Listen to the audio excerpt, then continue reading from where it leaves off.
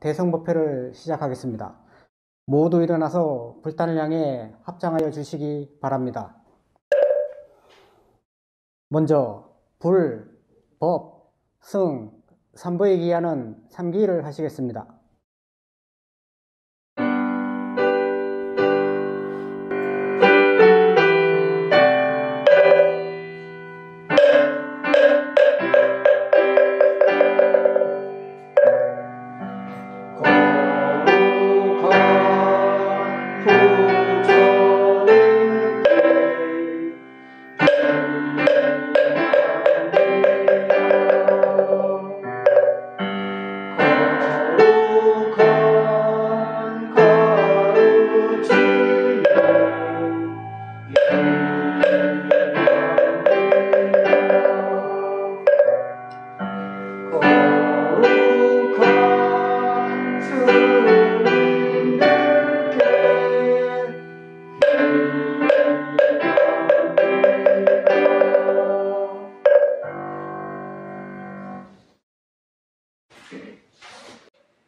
다 같이 한글 반야신경 봉독을 하시겠습니다.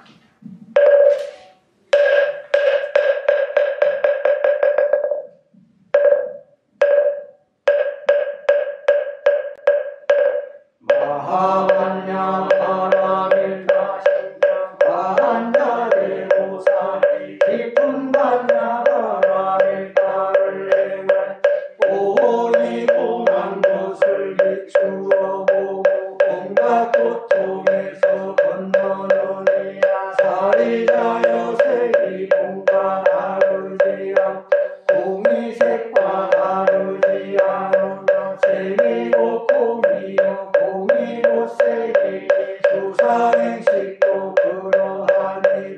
사리자여 모든 법은 공하여 나지도 멸하지도 않으며 더럽지도 깨끗하지도 않으며 늘지도 줄지도 않느니.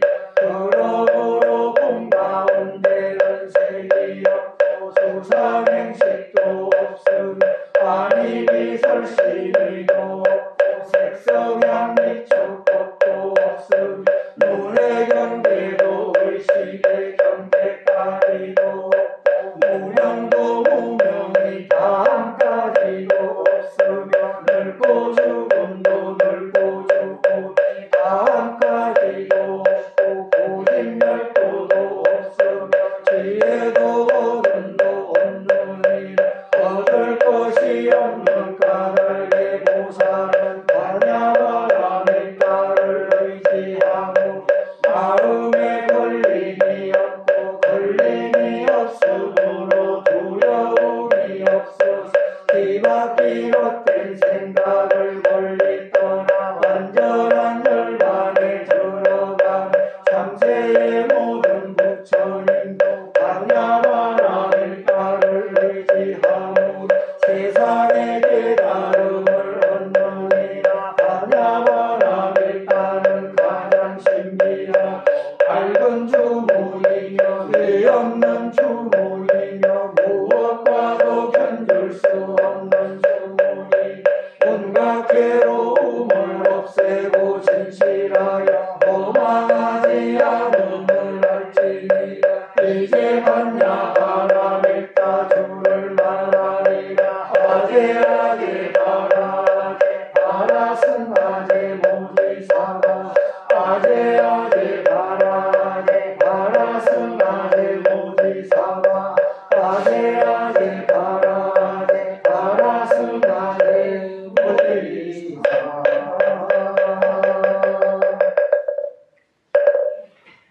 스님께 법을 청하는 청법발을 다 함께 하시겠습니다.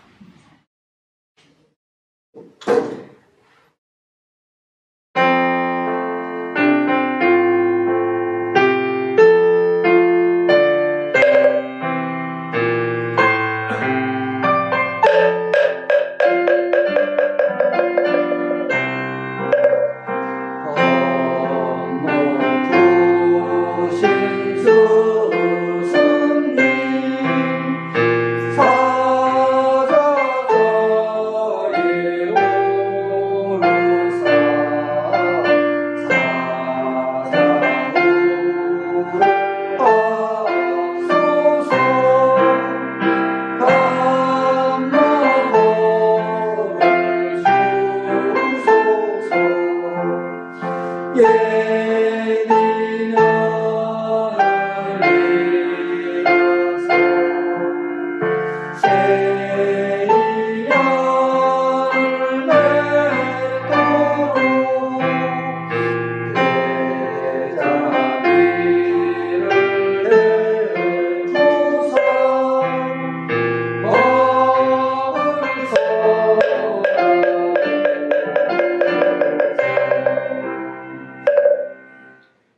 이어서 음성 공양이 있겠습니다.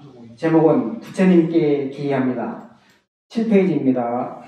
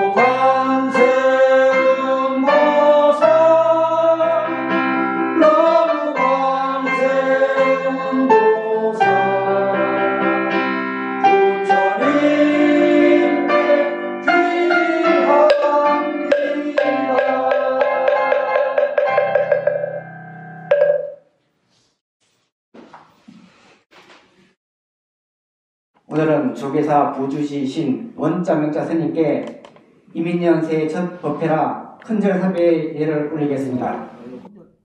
앉아서 아니면 한 번만 하되 큰절. 네, 그럼 서서 1회만 하겠습니다.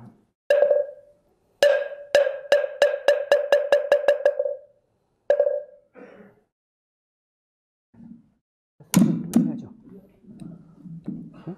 1회 해야 되는데.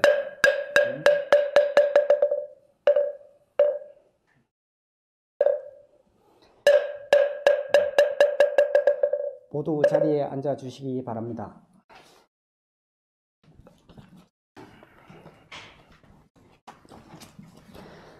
스님의 법문 전 마음을 고요히 하는 입정에 들도록 하겠습니다.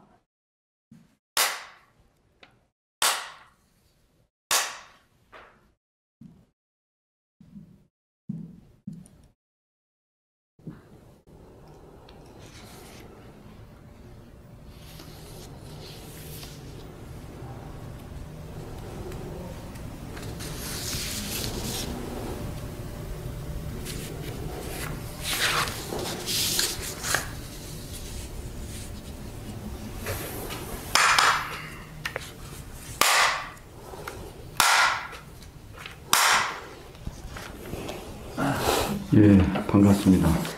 아, 이민년 새해 음력, 저희가 이제 새해라고 할 수 있겠죠. 이미 2022년 양력 1월은 이미 시작됐고, 저희는 또 전통적으로 음력을 또 중요하게 여기는 그런 민족이다라고, 또 그런 나라에 살고 있다. 그래서 설을 2번 맞이하죠. 양력 1월 1일. 양력은 그냥 1월 1일이라 하고, 음력은 우리가 종초, 그리고 설날 이렇게 합니다. 그래서 1월달이라는 말보다는 종월이라는 이야기를 많이 씁니다. 그 정월이라고 그냥 1월, 2월 하면 될 것인데 왜 굳이 1월을 정월이라 했을까? 바를 정자를 써서 정월이라 이렇게 하는 것은 첫 번째 단추를 잘 끼워야 된다. 첫 번째 뛰는 발자국이 바르게 가야 된다. 앞서간 발자국이 대단히 중요한 지표 방향이 된다. 그런 시도 서산스님 시라고 하고 다른 분의 시라고 하는데, 아무도 가지 않는 눈길을 걸어갈 때는 정말 신중을 기해서 걸어가야 된다. 바로 뒤따라온 사람의 방향과 그 발자국 길이 될 것이다. 이런 이야기가 있죠. 그래서 1월을 정월이라고 이렇게 합니다. 그 새해는 가능하면 정말 좋은 말, 좋은 행동, 이렇게 좋은 마음으로 첫날을 누구든지 그렇게 시작하고, 조금 언짢고 무슨 일이 있어더라도 포용하고 이해하는 그런 마음. 왜? 그 첫날이 뭔가 따뜻하고 배려해야만이 1년을 그렇게 살 수 있다라는 희망과 또 바람이 그게 있지 않은가 생각이 듭니다.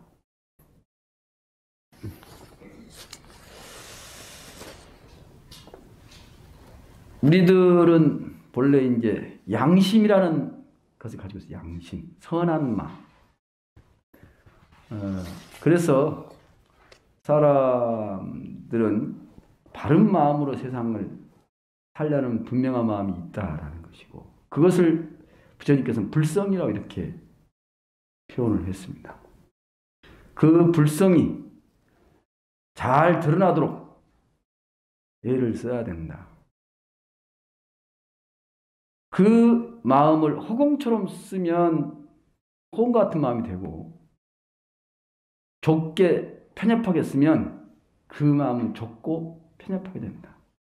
그래서 마음을 비유할 때 허공 같다로 표현도 하고, 바늘기보다는 더 좁다, 겨자씨보다는 더 좁은 마음이 될 수도 있는 것이 이 마음이다.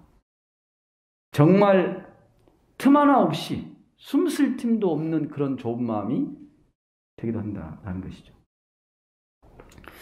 수행자들의 여러 가지 종류인데, 그 중에 부처님께서는 사람의 모습이 2가지가 있다.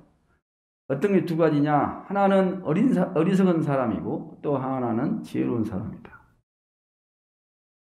어리석은 사람은 자기가 할 수 없는 일을 하려고 하고, 자기가 할 수 있는 일은 하지 않으려고 한다.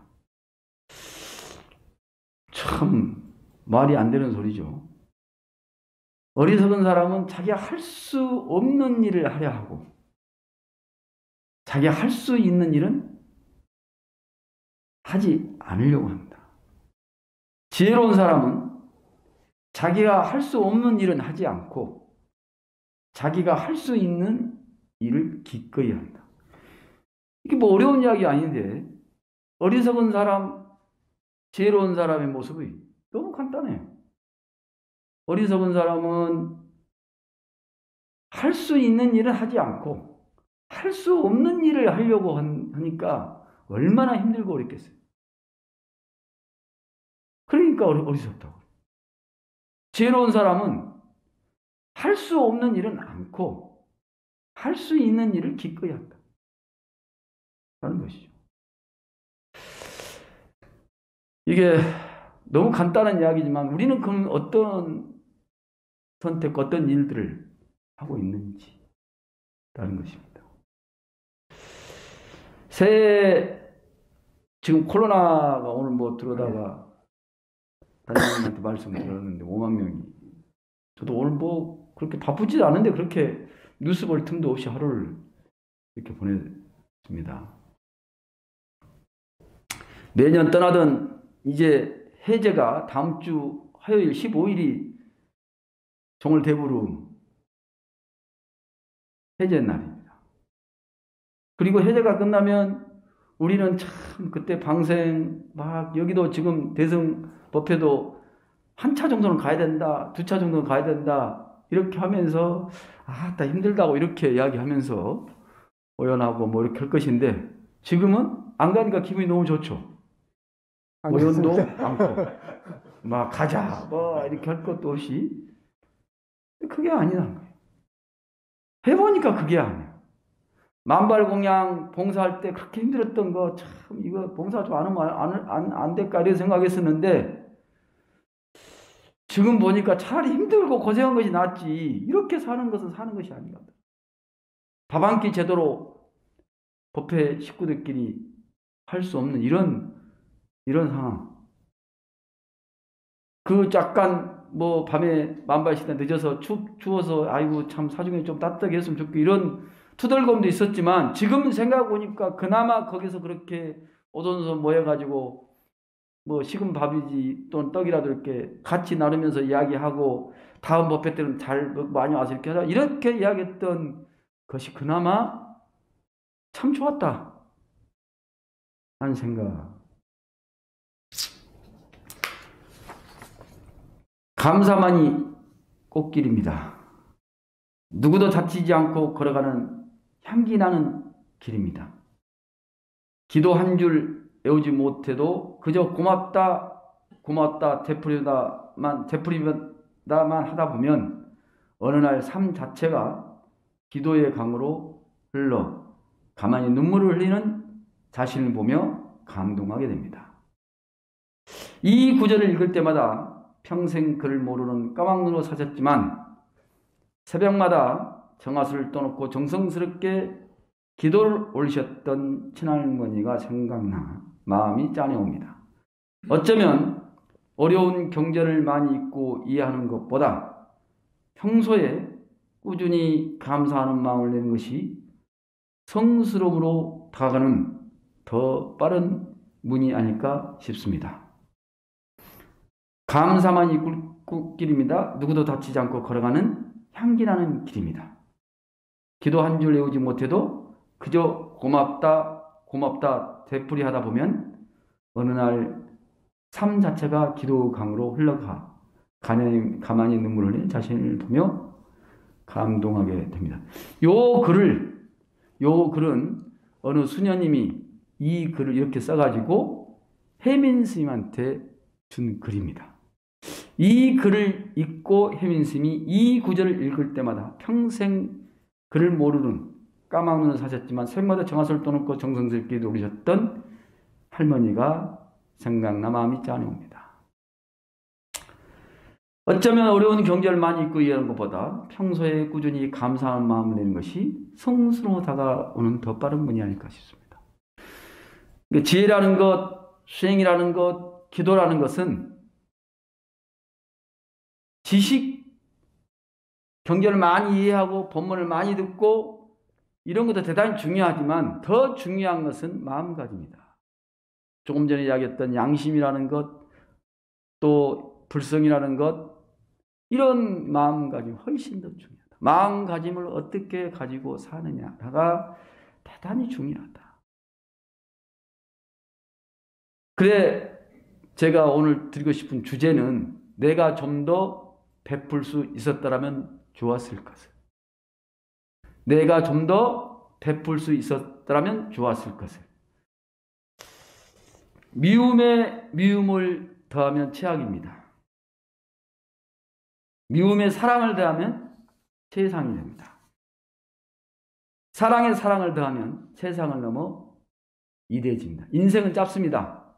100년을 산다 해도 우주의 시간을 보면 한순간입니다. 사랑하며 행복하게 살기에도 시간이 부족합니다. 하물며 누구를 미워하고 짜증내며 살기에는 시간이 너무도 아깝습니다. 짧은 인생을 길게 사는 방법이 있습니다. 건강하게 사랑하고 감사하며 찰지게 사는 것입니다.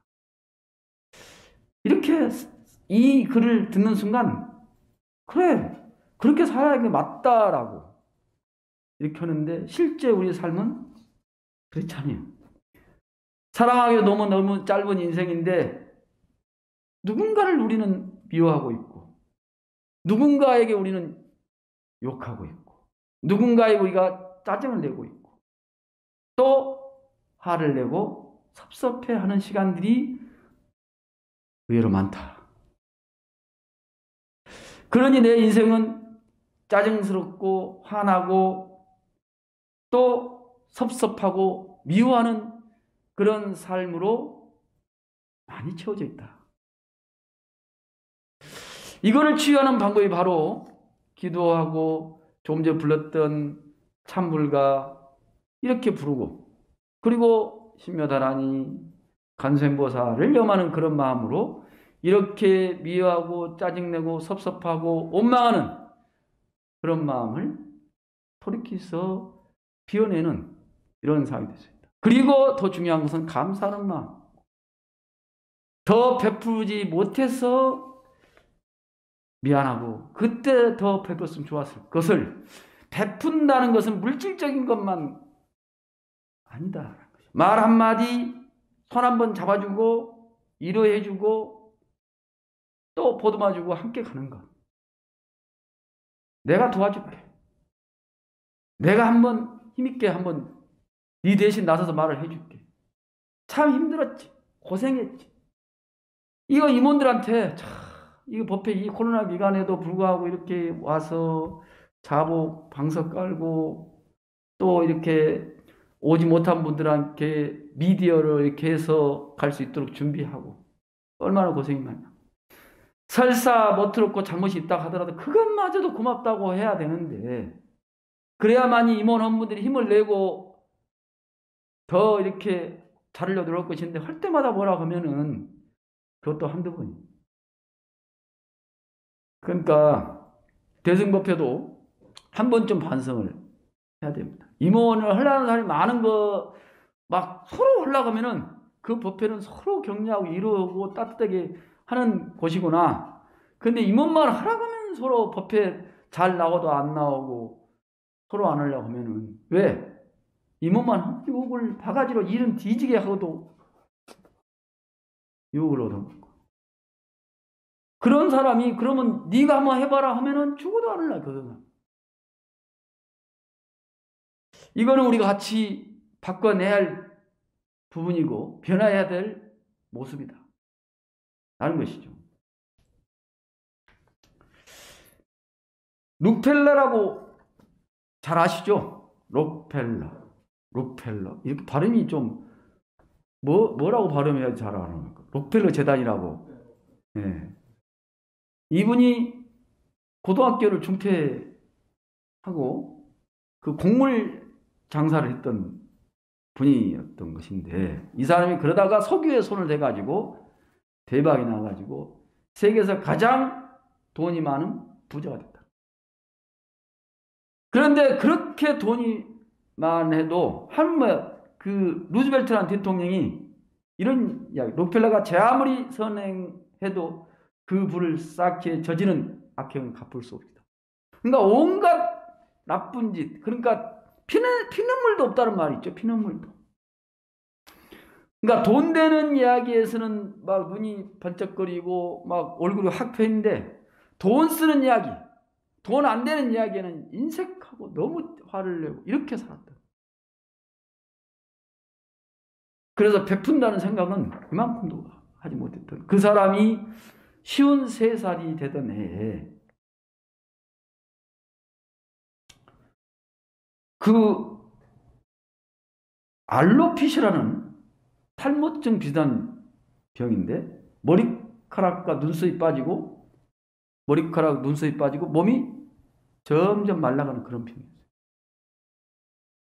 그러니까 이분이 언제 태어나면 1839년에 태어났다. 1839년에 태어났다. 세계에서 가장 큰 부자였지만 그 병에 걸려가지고 하루에 우유 한 잔 겨우 마시면서 겨우 연명을 하는 그런 지경에 이르는 병을 맞았는데, 그때 의사 선생님이 그 록펠러라는 대부호에게 이렇게 이야기합니다. 이런 상태로는 죄송하지만 1년을 넘기 힘들 것 같다. 나는 사형 선고 아닌 사형 선고를 내려버렸어요. 의사 선생님. 의사 선생님이라는 분이 뭐 내가 보기에는 뭐 원장이나 뭐 이렇게 됐겠죠. 정말 고민하다가 이거는 환자분에게 알린 것이 맞겠다 해서 그 루프라는 사람한테 청천벽력 같은 그런 선고를 이야기했죠. 지금 여기 시온셋 거의 다 여기 안 계시면 시온셋 넘으셨죠? 극히 드문 몇 사람 빼놓고. 이게 살 만큼 살았죠, 이제. 죽어도 이제는 예한이 없어야 돼요. 기가 막힌 거야. 이게 무슨 상황인지 도대체. 응? 야, 그 말을 듣는 순간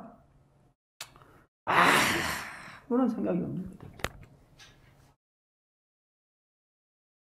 참, 이제 그런 이 허망함도 아니고 그 말할 수 없는 그 머리가 하얗게 텅 비었다는 느낌. 아무것도 없이.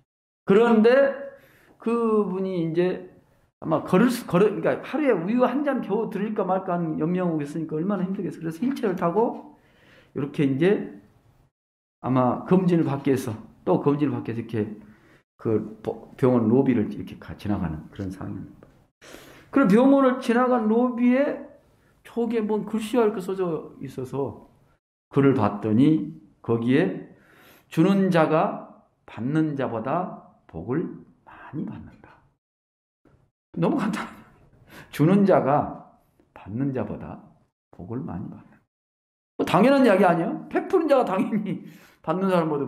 그러니까 부처님이 복을 많이 받는 게 아니라 우리가 베푸는 우리가 보시라면 훨씬 많은 복을 짓고 받는다 하는 것이죠. 너무나 평범한 이야기가 다른 별로 그게 무슨 새삼스럽고 근데 그 록펠러는 그 글을 보는 순간 가슴이 쫙, 자기도 모르게 갑자기 머리가 텅 비었는데 그 글을 보는 순간 온몸에 전율이 이렇게 흐르더라고요. 여기 계신 분들은 전율이, 제가 이렇게 뭐라 했죠? 주는 자가 받는 자보다 복이 많이 받습니다 라고 하니까 어째 가슴이 막 떨리고 막 전율이 느껴져요. 너무나 신비로운 이야기를 듣는 거예요. 루펠러는 그렇다. 이제 마지막 검진을 받기 위해서 가는 순간에 그 글을 보고도 최악의 가슴이 먹먹하고 전율이 오더라고요. 그러는 순간 그 병원 접수처에서 어린 소년의 어머니가 울면서 딸을 입원시켜달라고 울고 불고 애원하는 거예요. 근데 병원에서는 돈이 없으면 입원이 안 된다고 서로 막 다투는 소리가 들리는 거예요. 그래서 록펠러가 그 소리를 듣고 자기 이제 반이 있을 거 아니에요. 비서 한 명 시켜서 본래 그 소녀의 어머니, 그 소녀의 병원비를 지원했다는 것이죠. 다. 그때부터 록펠러는 자기가 나누는 삶을 결심을 했다는 것이죠. 자기가 1년밖에 못 살 것인데. 그래서 인류 복지 증진이라는 슬로건을 내걸고 록펠러 복지재단을 출범시키고 시카고 대학, 그리고 록펠러 의학연구소 각종 재단에 돈을, 어마어마한 돈들을 출연하고 투자하고 나눠드리고 이렇게 했다는 거예요. 그리고 실제로 그 병을 나선 소녀가 고맙다는 또 감사 편지를 써. 그래서 결국 록펠러는 몇 살까지 살았을까요? 53살에서 1년만 산다고 해서 몇 살 죽어야 돼요? 54. 세 죽은 게 아니고 98세까지 살았다는 거예요. 이 말이야. 그때 의학 기술로는 그렇게 살릴 수 없었는데 마음이 변해버려서 병을 치유하는 상황이 됐다는 이런 우리가 의학적으로는 그러니까 그때 의학적으로도 우리가 물질 문명의 어떤 과학적으로는 이렇게 해명할 수 없는 일이 발생했다. 이게 감사하는 마음이고 이게 나누는 어떤 그걸로 받는 복이라는 것이죠. 록펠러 인생 전반기 55년은 쫓기며 살았지만 후반기 43년은 행복하게 살았다고 배워있다 하는 것입니다. 이렇게 이처럼 남에게 베푸는 삶은 정말 아름답습니다. 오늘날 또 빌 게이츠나 위렌 버핏 같은 부호들이 사회 재산을 하나하고 기부하는 것은 분명히 아름다운 정심이 틀림없습니다. 시간을 오늘 좀 빨리 끝내라고 해서 빨리 끝내야 되니까. 이렇게 태어났으니 축복이요 살았으니 기쁨이요 오늘 또 숨을 쉬며 움직이니 행복하다. 두 발로 푸른 대지를 밟고 두 팔을 향해 벌리며 두 눈은 산천을 바라고 두 귀로 풀벌레를 들으며 자연과 호흡한 이 또한 행복이다. 우리는 너무 불행하다 생각하는데 그래도 이 와중에 이 코로나 극성하는 가운데 그래도 거기에서 또 걸렸다 하더라도 다시 회복하고 눈, 귀, 걷는 다리, 손이 이렇게 멀쩡하다는 그것만으로 우리는 참 행복하다. 돈이 없어서 못 살겠다. 장사 와서 못 살겠다. 이 심정은 오직 답답하고 힘든 그런 건 충분히 되지만 그렇다고 해서 이 삶이 달라지냐는 것이죠. 원망한다고 해서 내 삶이 편해지냐는 것이죠. 이 세상 태어날 때 이 세상에 태어난 기쁨으로 세상에 올 때 혼자였으면 돌아갈 때도 어떻게 돼요? 둘이에요? 돌아갈 때도 혼자이거나 살아있는 동안 함께 나누고 베풀고 의지가 되는 동행이 되라. 우리의 인생은 빈손으로 왔다가 빈손으로 가는 나그네이다. 오늘 살아있음에 감사. 언제부터 우리가 돈을 그렇게 손에 쥐고 살았냐는 것이죠. 언제부터 내가 그런 사업을 하고 또 그런 아파트를 가지고 살았고 그렇게 좋은 차, 좋은 옷을 입고 살았냐나요. 설사 지금 코로나에서 많은 것이 힘들어지고 누쳐졌다 하더라도 내가 올 때 그거 갖고 온 거 아니다. 그러니 마음이라도 좀 편하게 살았으면 좋겠다. 대승보표를 통해서 우리가 이런 것들을 감사하며 살아야 되겠다. 비우고 놓으니 천국이 따로 없고 나누고 베푸니 극락이 따로 없다. 나 사는 동안 욕심이 없어 청산처럼 살다 바람처럼 가리니 신선히 사는 무릉도원에 내 마음속이 돋다. 나 사는 동안 복되고 충만한 천수를 누리면 비우고 내려놓는 자연처럼 사는 것이니 은혜롭고 고마운 인생을 살려거든 내려놓고 비워라 라고 요 시인이 이렇게 쓴 거예요. 우리는 뭐 몰라서 못 써요? 알면서 그렇게 삶을 실천해 산다는 게 어렵다 하는 것입니다. 그래서 이렇게 있습니다. 내려갈 때 보았네. 올라올 때는 보지 못한 그 꽃. 우리가 올라갈 때는 한없이 좋아서 대승법에서 잘 살 때는 필요 없고 기도도 필요 없고 더는 더 벌어야지 뭔 지금은 내가 돈 쓸 겨를이 없어. 그 지금 보시할 겨를이 없어. 내가 한 1억만 모으면 2억만 모으면 그때 내가 확 불사하다고 보시도 할게 베풀게. 그때 내가 대승법에 나갈게. 라고 우리의 삶은 그렇게 살아왔다. 그때는 보이지도 않고 들리지도 않았던 것이죠. 그 꽃이 그가 있는지도 몰랐어. 그런데 힘들고 어려워지니까 거기에 꽃이 있었네. 대성법회가 얼마나 소중한지를 우리는 그때서 보이고 들리고 느껴지더라는 것이죠. 이런 후에 빨리 하라. 빨리. 그래야지 내 인생이 후회를 덜하는 이런 지름길이다. 저는 그렇게 확신합니다. 이 법회가 얼마나 소중한 것인지. 내가 일주일에 한 번씩 목요일마다 여기 법당에 앉아 있다는 것이 얼마나 귀중한 시간을 갖고 있는지 우리는 그걸 알아야 된다. 아는 것이죠. 그래서 어디 있어? 이제 마지막 이제 빨리 이제 인생에서 하루를 산다, 이틀을 산다, 1년을 산다는 게 중요한 것이 아니다. 그동안 남에게 신세진 것도 갚고 칭찬 못한 것도 좀 해주고 영원히 살 것처럼 움켜졌던 것도 베풀고 이런 식으로 1년을 정말 기쁘게 산다면 그게 남은 인생을 정말 잘 사는 것입니다. 라고 글을 쓴 분이 있어요. 뭐가 있어 나누고 살아야 나 살기도 힘든데 분명히 나누고 베풀 수 있는 것이 반드시 있습니다. 반드시 있어요. 어려운 낑낑거려서 물건 들고 분이 있으면 그 물건을 들어주는 그 힘이 바로 베푸는 힘이고 나누는 힘입니다. 대승법회 다른 사람한테 나라도 열심히 나가야겠다. 이것이 또 베푸고 나누는 삶이 실정이다. 라는 것이죠. 그래서 오늘 주제는 내가 좀 더 베풀 수 있었더라면 좋았을 것을 라는 주제로 종초 정말 힘들고 어렵지만 오히려 이럴 때일수록 감사하는 마음을 놓치지 말고 기도하는 마음을 놓치지 말고 용기를 갖고 열심히 살았으면 좋겠다 라는 말씀 드리면서 마치겠습니다.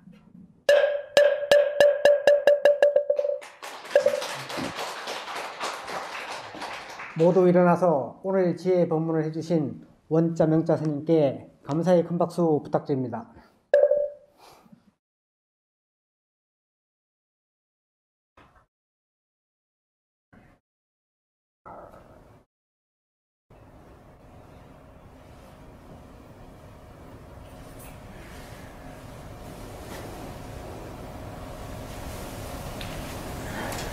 네.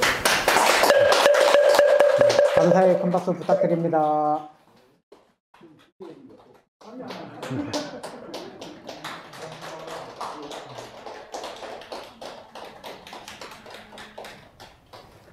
모두 자리에 앉아 주시기 바랍니다.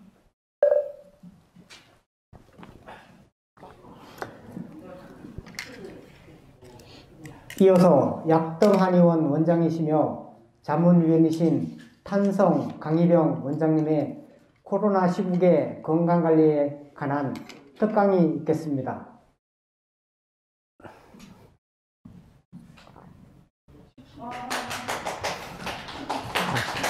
큰 박수 부탁드립니다.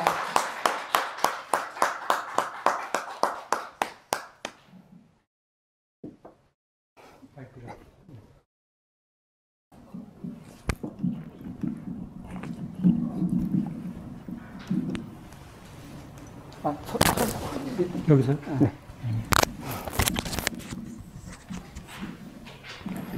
안녕하세요. 안녕하세요. 약뜸 한의원 하고 있는 탄성 강희병입니다. 오늘 이렇게 뵙게 돼서 너무 반갑고 성각 단장님의 부름에 힘입어서 오늘 코로나와 한의학적인 대처 방법에 대해서 한 10분 정도 같이 생각해보는 시간을 갖도록 하겠습니다. 코로나가 2년이 넘게 지금 유지가 돼서 아마 여러분들 각자가 너무 잘 아실 거라 생각을 합니다. 그렇지만 서로 같이 한번 생각해 볼 수 있을 것 같아서 자료를 준비했고요. 오늘 확진자가 지금 5만 명이 넘고 곧 머지않아서 뭐 10만 명 아니면 또 20만 명까지 갈 것 같아요. 그렇지만 불행 중 다행히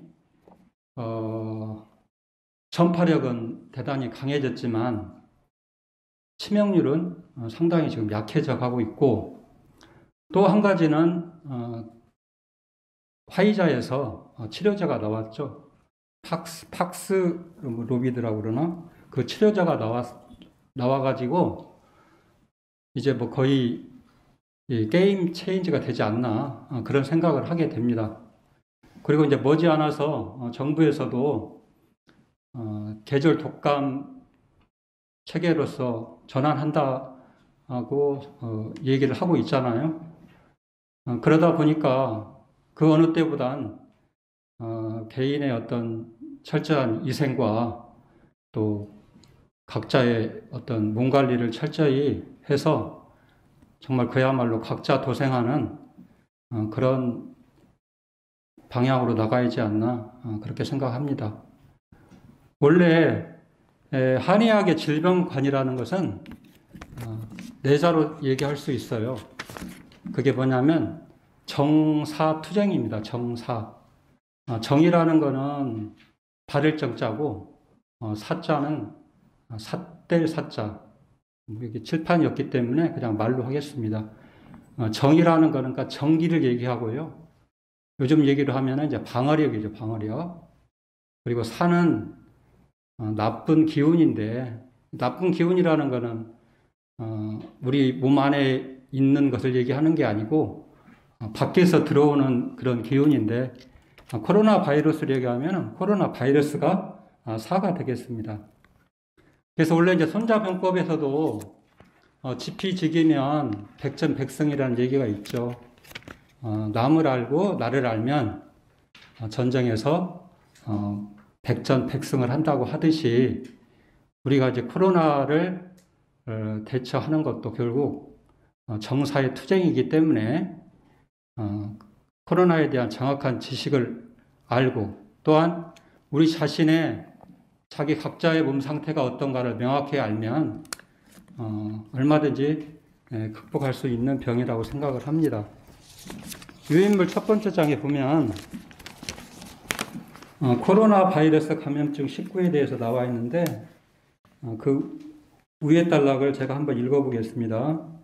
2019년 12월 중국 우한에서 처음 발생한 이후 중국 전역과 전 세계로 확산된 새로운 유형의 코로나 바이러스에 의한 호흡기 감염 질환이다. 코로나 바이러스 감염증 19는 감염자의 비말, 침방울이 호흡기나 눈, 코, 입의 점막으로 침투할 때 전염된다. 감염되면 약 2일에서 14일의 잠복기를 거친 뒤 발열 및 기침이나 호흡곤란 등 호흡기 증상, 더 심해지면 폐렴이 되는 주증상으로 나타나지만 무증상 감염 사례 빈도도 높게 나오고 있다. 그렇게 되어 있죠.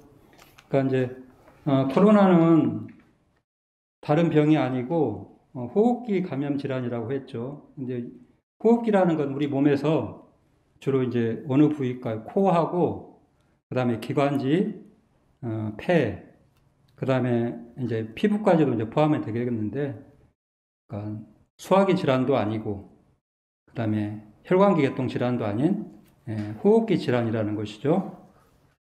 근데 이제 그게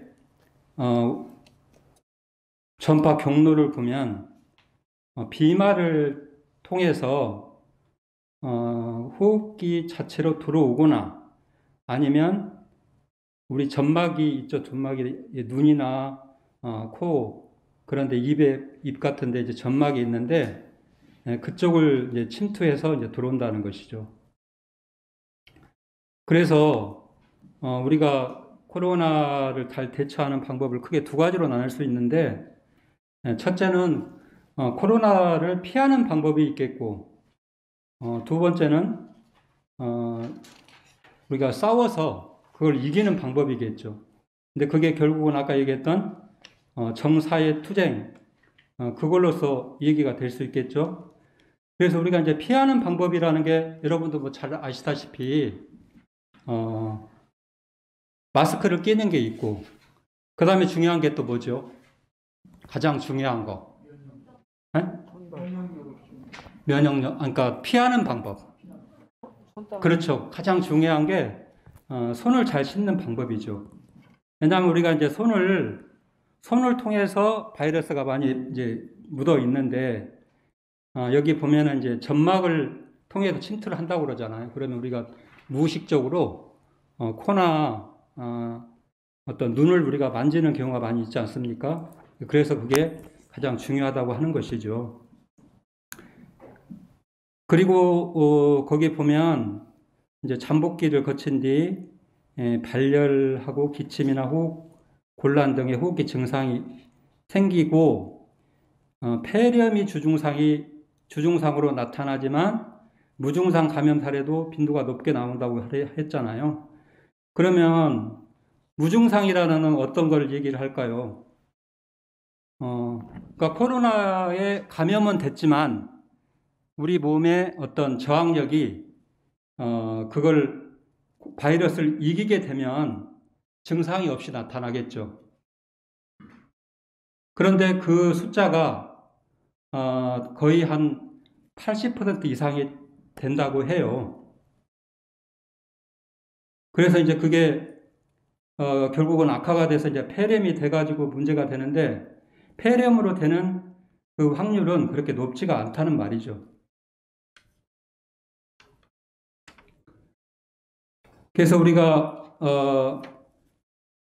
결국은 자기 면역력을 강화하는 방법은 호흡기를 튼튼하게 하는 방법인데, 그거를 제가 뒷장에 폐, 대장을 튼튼하게 하는 방법에 대해서 한 10가지로 정리해서 지금 기술을 했습니다. 첫 번째 보면 자연을 가까이 한다고 했죠. 환자분들을 이렇게 임상에서 보면은 주로 나이 드신 분들이 와서 하는 얘기가 자식들이 위험하니까 밖에를 절대 나가지 말라고 이렇게 해서 오히려 몸이 더 나빠졌다는 환자들이 많이 오시더라고요. 그러니까 이게 거기에 해당이 되겠는데, 늘 우리가 방 안에만 있게 되면 햇볕을 볼 일도 없고 또 맑은 공기를 마실 수 있는 그런 기회가 줄어들지 않겠습니까? 그러다 보면 자연스럽게 자연 치료력을 얻을 수가 없겠죠. 그래서 가장 중요한 게 저는 그렇게 생각을 해요. 자연을 늘 가까이 해야 된다. 자연이라고 하면 어디겠습니까? 산과 들, 그런 데겠죠. 그런 데 가서 햇빛을 많이 받고 또 맑은 공기를 마시는 거 가장 중요하다고 생각을 합니다. 그 다음에 이제 두 번째는 결국 이게 호흡기 질환이기 때문에 호흡을 어떻게 하느냐, 그게 가장 중요한 것 같아요. 그래서 이제 우리가 나이가 먹을수록 깊은 호흡보다는 얕은 호흡을 하게 되잖아요. 그러면은 자연스럽게 면역력이 떨어지게 되니까 복식 호흡을 하고, 또 복식 호흡이 또 잘 되면 단전 호흡이라고 하는데, 배꼽 아래 손으로 4개 아래쪽에 해당되니까 단전이라고 하거든요. 단전 호흡을 해서 그 허파가리를 활성화 시켜가지고 심폐 기능을 강화하면 좋은 어떤 효과가 있을 거라 생각하고요. 그 다음에 세 번째는 유산소 운동을 한다는 것이죠. 그래서 우리가 매일 한 30분 정도 걷고 또 가볍게 뛰면 우리 근육에 그 산소를 공급을 해서 혈액순환이 잘 되고, 또 그럼으로 인해서 호흡기 자체가 건강해지는 것이고, 네 번째 보면 충분하고 질 높은 수면을 한다고 그랬죠. 근데 이게 질 높은 수면이 사실은 중요한데, 질 높은 수면이라는 게 혹시 뭔지 아시는 분 계세요? 질 높은 수면이란 뭘까요? 숙면. 숙면을 하는데 가장 중요한 게 어느 시간에 자느냐는 거죠. 어느 시간에. 그래서 11시부터 새벽 3시까지 잠을 자야만 깊은 잠을 잘 수 있다고 그래요. 그래서 우리가 수면 시간도 중요하지만 언제 자느냐, 그게 가장 중요하다는 것이죠. 그 다음에 5번째는 폐와 대장의 경락을 다스린다고 그랬죠. 우리 몸이라는 것은 늘 내부와 외부가 서로 교류를 하게 되는데, 한의학에서는 그거를 12개의 경락으로서 이루어졌다고 이렇게 보는 거예요. 근데 주로 여기 폐, 대장 경락을 다스린다고 했는데요. 폐라는 거는 그 배꼽에서 명치 중간에서 시작을 해가지고 이쪽 앞쪽에 있는 폐 양쪽을 거쳐서 쇄골 아래, 갈비 여기 쇄골 아래쪽으로 해서 이쪽 팔꿈치를 타고 엄지손가락 안쪽으로 내려가는 경락이고, 대장경락이라는 거는 폐와 서로 어떤 부부관계와 같은 그런 장기인데, 둘째 손가락 끝에서 시작을 해가지고 이쪽 어깨 쪽으로 쭉 타고 가가지고 대장까지 내려가는 그런 경락입니다. 그래서 그 부분을 가볍게 두드린다든지 마사지 한다든지, 또 한 가지는 우리가 이제 어떤 걸을 때 아니면 앉아 계실 때 이쪽 엄지손가락을 안쪽으로 이렇게 넣어가지고 이렇게 지어주는 거, 이 방법을 이렇게 꾸준히 하면 폐를 갖다가 보호해주는 그런 굉장히 좋은 역할을 해요. 그래서 이것만 열심히 해도 보통 감기를 모르고 살 수 있습니다. 그리고 이제 폐와 관계되는 장기가 코지요. 코를 이렇게 자주 마사지 해주는 거, 그런 것도 좋은 방법이고, 그리고 이쪽에 목이 있죠. 목 뒤쪽에서 아래쪽으로 해서 이제 그 주로 임파들이 많이 몰려 있는데, 임파가 결국 면역 기능을 담당하는 중요한 곳이기 때문에 목을 자꾸 마사지 해주는 거. 그리고 또 임파가 많은 게 여기 겨드랑이죠. 겨드랑이를 가볍게 쳐주고 주물러 주는 방법. 그리고 다른 한 곳은 사타구니, 그러니까 세 군데가 임파가 많이 몰려 있는 곳이죠. 그래서 그 세 군데를 잘 다스려주는 그런 방법이 좋겠고요. 그 다음에 6번째가 이제 매운 음식과 비린 음식을 적절하게 섭취한다고 그랬는데, 이게 왜 매운 음식하고 비린 음식이냐 하면, 폐 대장은 우행으로 보면 금에 해당이 됩니다. 금. 근데 매운 맛이 금기가 강한 음식이에요. 그리고 비린 음식도 금기가 강한 음식이기 때문에 그런 걸 먹게 되면 폐와 대장이 튼튼하게 되는 것이죠.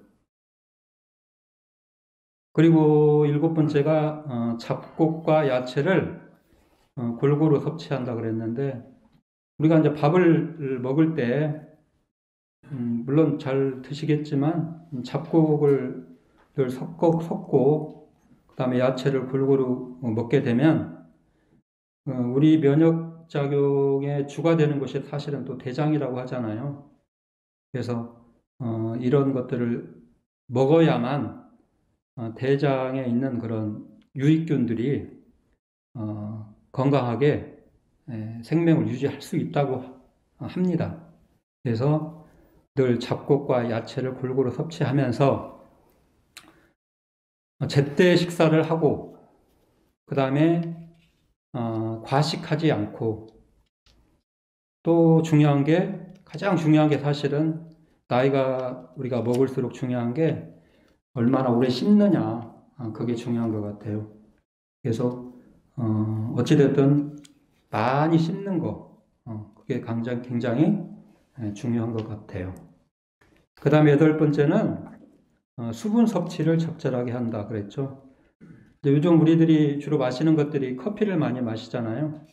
그 다음에 음료수도 많이 마시는데 그런 걸 먹게 되면 오히려 이뇨작용이 강해서 탈수가 된다고 그래요. 그래서 늘 적절한 수분 섭취를 하되 가능하면 찬물을 안 먹는 게 좋겠죠. 왜냐하면 찬 기운이 속에 들어가면 우리 몸이 냉해지기 때문에 냉해지면 그만큼 또 면역력이 떨어질 수밖에 없는 것이고요.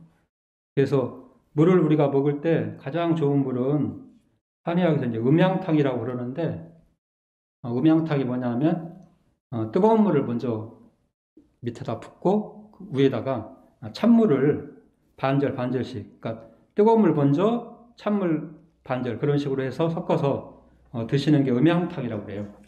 그게 가장 좋은 물이라고 그렇습니다.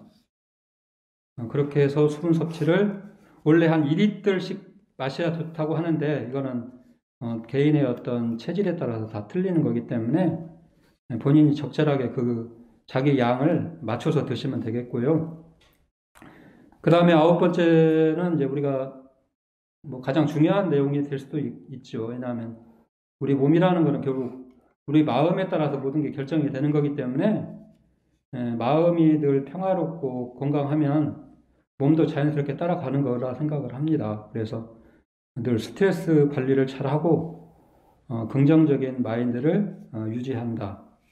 우리들은 늘 부처님의 가르침 속에서 살기 때문에 이런 부분에서는 그 누구보단 장점을 갖고 있지 않나 생각을 합니다. 그 다음에 마지막으로 10번째가 뜸을 지속적으로 한다고 그랬는데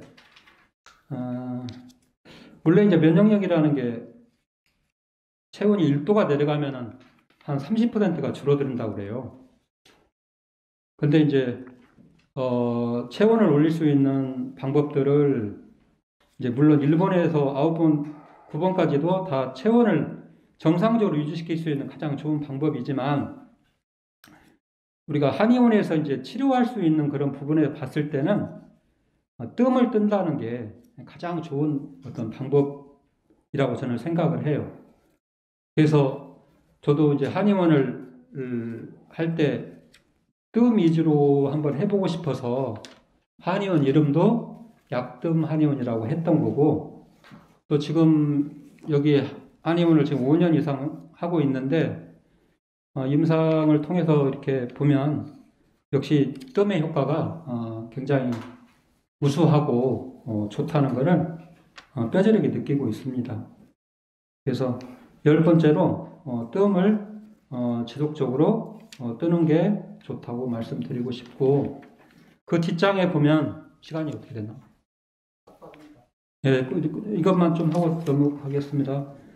아까 제가 매운맛이 있는 게 이제 폐대장에 영향을 주는 음식이라고 했는데 그걸 좀 정리해 놓은 거예요. 보면 이제 현미가 있고 율무가 있고 그다음에 배 그래 쭉 보면 아실 거고요. 그 밑에 보면 생강차를 만들어서 먹는 게 되게 좋은데 보통 우리가 생강차를 생으로 해서 먹는 경우가 많잖아요. 근데 지금 여기서 제가 정리해 놓은 게 뭐냐면 생으로 먹는 게 아니라 말려서 그거를 차로 마시는 방법을 정리를 해 놓았습니다. 생강을 얇게 썰어 가지고 찜기에서 중간불로 한 30분을 찌고 햇볕과 바람이 잘 통하는 곳에 일주일간 말려서 뜨거운 물 100cc에 말린 생강을 10g 넣어서 우려서 마시면 되고, 뭐 거기다가 이제 어떤 좋은 꿀을 적당히 타서 마시면 폐를 튼튼하게 하는 정말 좋은 방법이 되겠습니다. 그리고 마지막에 저희 한의원 사실 홍보물을 하나 가져왔고요. 거기 위에 보면 무료 체험권이라고 되어 있죠. 뭐 혹시 뜸에 어떤 관심이 있고 치료를 원하시는 분은 무료 체험권을 가지고 오시면 뜸을 체험할 수 있는 그런 시간을 주겠습니다. 어찌됐든 코로나가 이제 극에 달하면 결국은 이제 아래로 내려가서 이제 정리되는 쪽으로 가지 않겠습니까? 그 기간 동안 각자가 몸 관리 잘해서 늘 건강한 몸으로 이렇게 다시 뵐 수 있기를 바람하지 않겠습니다. 감사합니다. 네, 코로나 시대 건강관리에 대한 특강을 해주신 탄성 강희병 원장님께 감사의 큰 박수 부탁드립니다.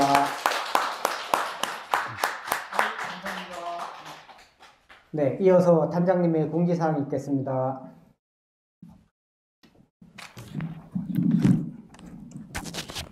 오늘 우리 탄성 자문위원께서 비법을 다 노출시키신 것 같아요. 우리 유튜브 팀에서 요거를 좀 잘 영상으로 만들어 가지고 한번 해도 괜찮을까요, 원장님? 네, 주인공 저작권은 원장님한테 드릴게요.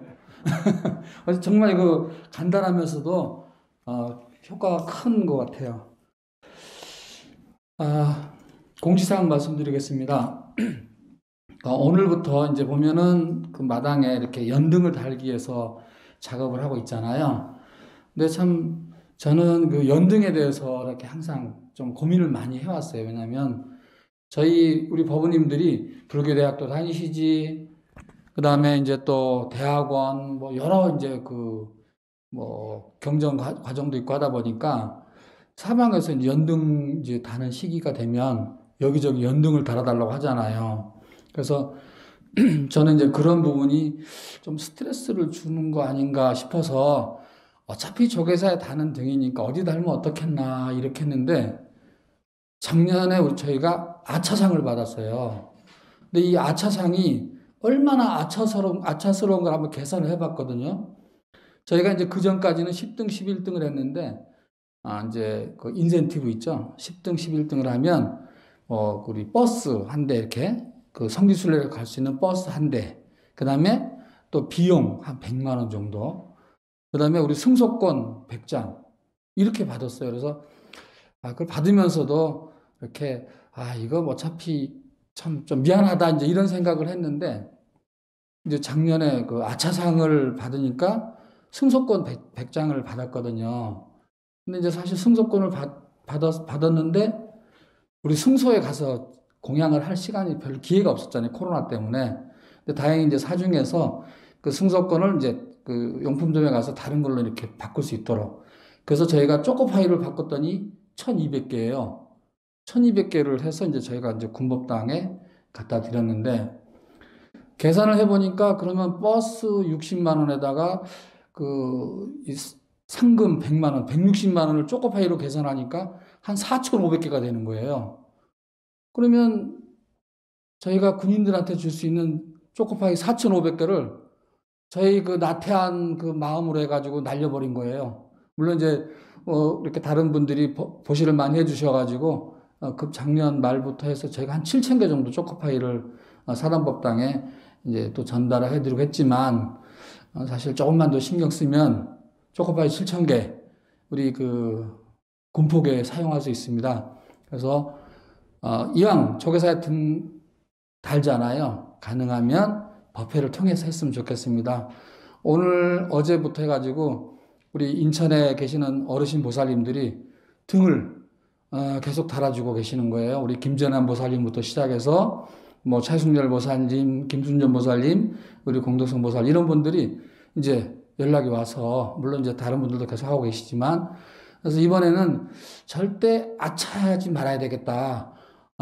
꼭 최소한 이제 10등, 11등은 다시 복귀를 해서 우리 그 일사단의 우리 훈련 장병들한테 조급하게 좀 많이 전달했으면 하는 마음입니다. 좀 여기 앉아 계시는 분들은 잘하고 계시지만 유튜브로 방송 듣고 계시는 우리 법우님들 좀 잘 좀 부탁드리겠습니다. 감사드리고요. 오늘 이렇게 많이 나오셔서 감사합니다. 네, 법회 진행하도록 하겠습니다. 하나 빠졌네요. 저희가 이제 문자로 보냈지만 그 신임 부단장 그 두 분하고 신임 차장 두 분은 이제 저희가 이제 문자로 보내드렸지만 새로 이제 선임을 했는데 다음 주에 이제 셋째 법회 때 심원스님 법문이시죠? 명회장님 또 고문님 그 감사님 자문위원장님 나오실 때 같이 이렇게 축하할 수 있도록 하도록 하겠습니다. 네, 감사합니다. 모두 자리에서 일어나 주시기 바랍니다.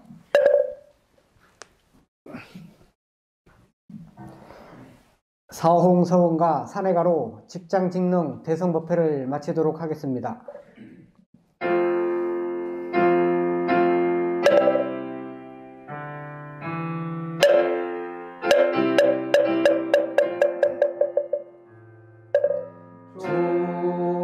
중생을 다 건지우리다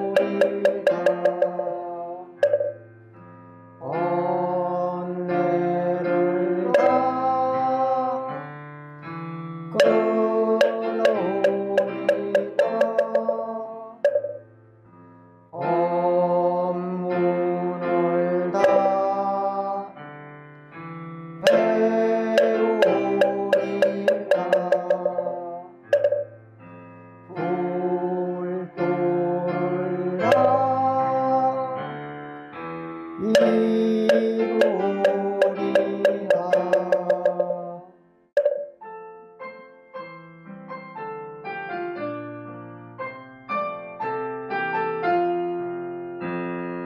몸은 비록 이 자리에서 헤어지지만 마음은 언제라도 변하지 마세.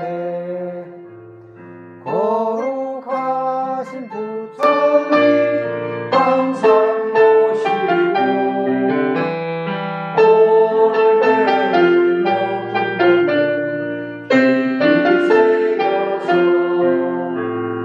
다음날 반갑게 한마음 뜻으로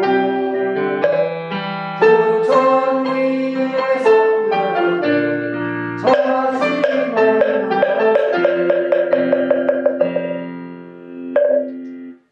모두 중앙을 향하여 마주 보시기 바랍니다. 선물해 주세요.